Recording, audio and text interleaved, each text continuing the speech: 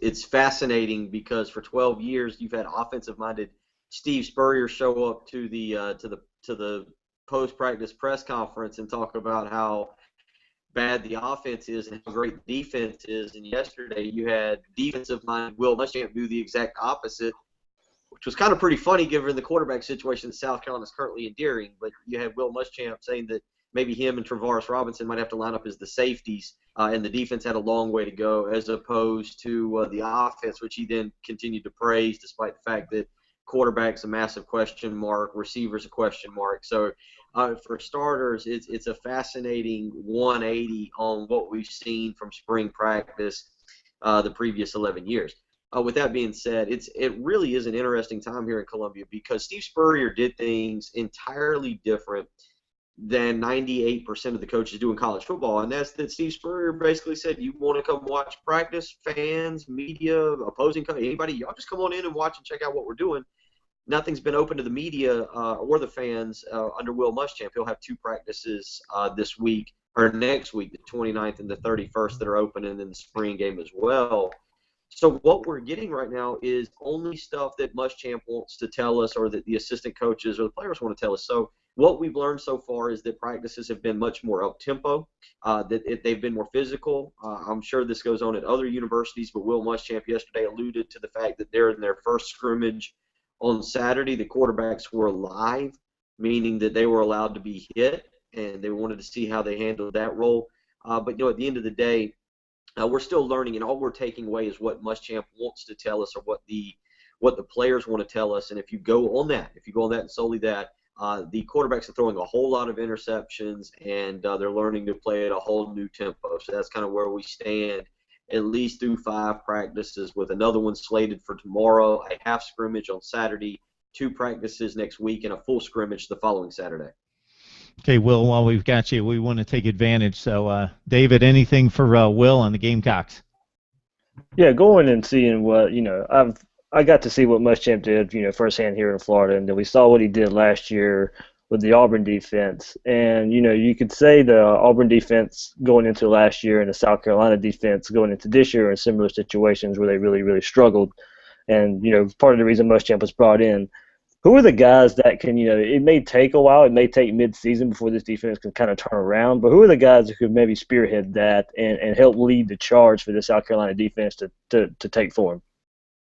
David, I think, and in talking with people over the weekend, again, I've not been able to observe a practice, and you try to glean what information you can.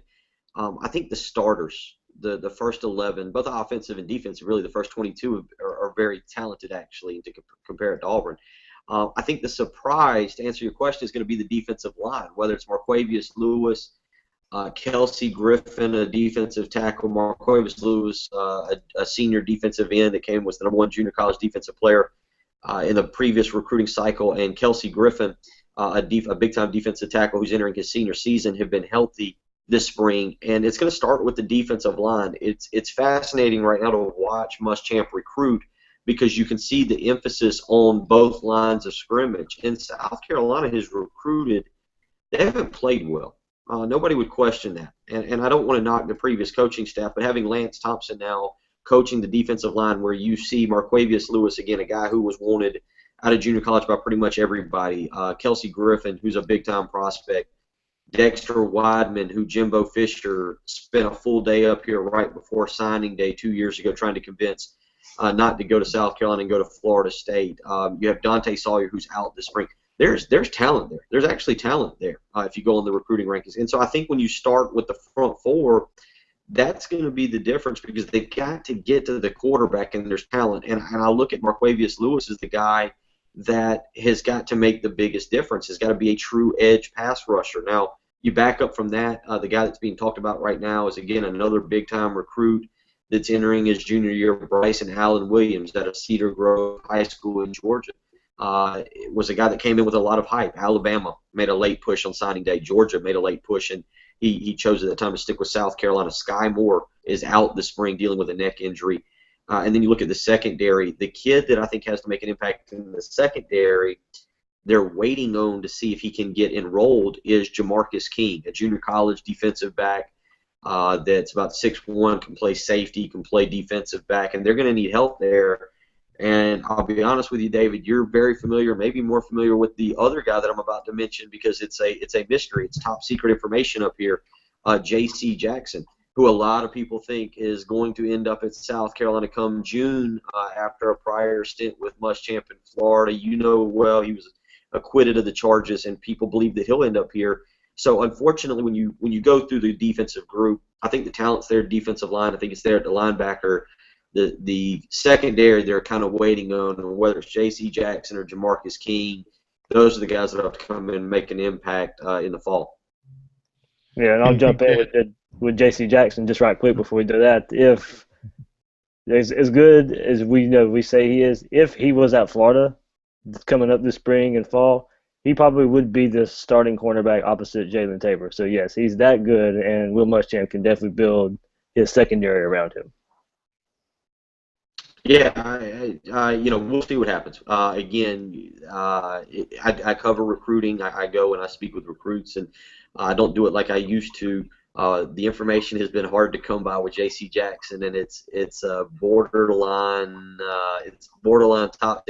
We have a better chance of getting information right now about the Roswell incident than we do what exactly is going on with J.C. Jackson. But it is something that's very potential, and like you said, would be an upgrade. Chris Lamont, Rico McWilliams, Jamarcus King. There's a young man, DJ Smith, who I know they were very high on. Safety, the safety position is going to be the key for South Carolina this year. Really could make or break that defense. Anything for Will, Chad? Yeah, well, let's talk about the offensive side of the ball. Curious with your thoughts on how Roper is going to come in and what's his effects going to be with the South Carolina offense. Are the pieces there? What's your production? I mean, what do you expect the production to be this year? And what are your learning curves, your expectations for this South Carolina offense under year one with Roper? You know, I don't think you can go in with any expectations. There's a million questions. I think you're comfortable with the offensive line. Again, if you look across, if you're going to go strictly by recruiting rankings and the people who believe they get paid a lot of money to judge these kids, South Carolina's offensive line looks to be in great shape. Going with Christian Pellich, who was a big-time recruit, with Zach Bailey, with Donnell Stanley. Corey Helms was a freshman All-American at Wake Forest before transferring in. Alan Knott has started before, and Mason Zandy has experience. So the offensive line is going to be a strength, but outside of that, they have to find a running back. And whether it's David Williams, who came in highly regarded, whether it's Jamari Smith, who's bounced back and forth, maybe it's Rico Dowdle, a top-flight freshman who will arrive in the fall, they're going to have to run the ball because, quite frankly, you're looking at a situation with either Perry Orth or Brandon McElwain that South Carolina will not be able to go out and throw the football 25 or 30 times a game this year to win. If they get into a shootout, it's highly unlikely that they win. It's more likely that they throw 4 or 5 interceptions. I think the receivers in time will be good, but you've got 4 guys coming in from the recruiting class, going with Brian Edwards, who's already on campus and going through spring practice trying to recover from the knee injury. So there's no doubt the quarterback situation is the biggest one. We had the radio show today. We compared it not in talent because that would be asinine, but to the situation that Clemson went through 2 years ago with Deshaun Watson and Cole Stout.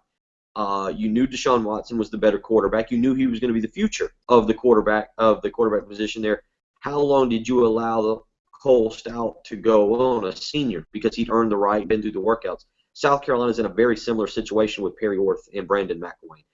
How long do you allow probably the more talented player to sit on the sideline because he's a true freshman and allow the senior who's earned the right to start, in my opinion? I think always if you have a senior who's doing everything right, has the right to start. They open on the road at Vanderbilt. But to answer your question, the offense is they're going to have to win with defense this year. This is going to have to be a Spurrier-esque type. Let's win 17-14, find a running back, and ground and pound. And that running back situation makes that questionable. Well, to answer your question, Will, Dabo Swinney didn't wait long to pull Cole Stout. The only reason that he played substantial time in Deshaun Watson's freshman season is that Deshaun Watson had 2 major injuries during that season. He was able to recover from the first one and come back, and then he came back late in the season. But when he could be on the field, he was on the field. So Dabo Swinney definitely went with talent over experience and tenure in that situation. Well, you got to promise Well, hold on us. now. Yeah, go to it. Well, what I was going to say, what we compared it to, they opened that year. I don't know if you guys remember, they opened on the road to Georgia. Yep. Cole Stout got the start. Deshaun Watson came in and threw a great pass, threw a couple great passes, but they went with Cole Stout. They lost the game. Todd Gurley had a great second half. Nick Chubb announced himself to the year, to the country. And then they came home, a meaningless game, App State or somebody, and they took on, and Cole Stout played that game. Deshaun started the fourth game that year against North Carolina at home.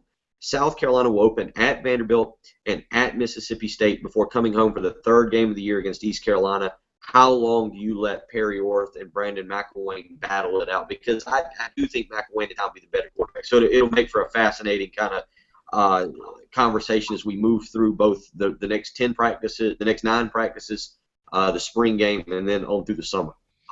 I was just going to say, Will, before we let you go, that you're safe for the next 5 months. But once we start playing games, we're going to have to do better than 3-9 because we want you on the show a lot. But with 14 teams, we got to get the top teams in the standings on. So we need better than 3-9 out of the Gamecocks.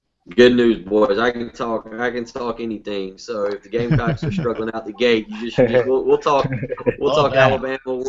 We'll talk LSU. We'll talk about the governor trying to take LSU football away, and LSU says no, don't worry. We'll keep Johnny Jones and apply that money we would have used for Johnny Jones to the football program. No, Johnny's fine. Don't ignore what just happened in basketball. So anytime you guys want to talk, I think it's going to be a fun year in the SEC. I will say this. I think that South Carolina could win 8 games, not because of the talent, but I think the SEC East is down this year. You look at Florida with their quarterback situation, Georgia, Kentucky, Missouri, even South Carolina playing Mississippi State, who has a quarterback issue to start in the second game of the year. I don't think South Carolina starting 22 are bad. They're not good enough to go out and win the SEC East, but they're not bad. It's going to be a depth issue. That's going to be what holds the Gamecocks back in 2016.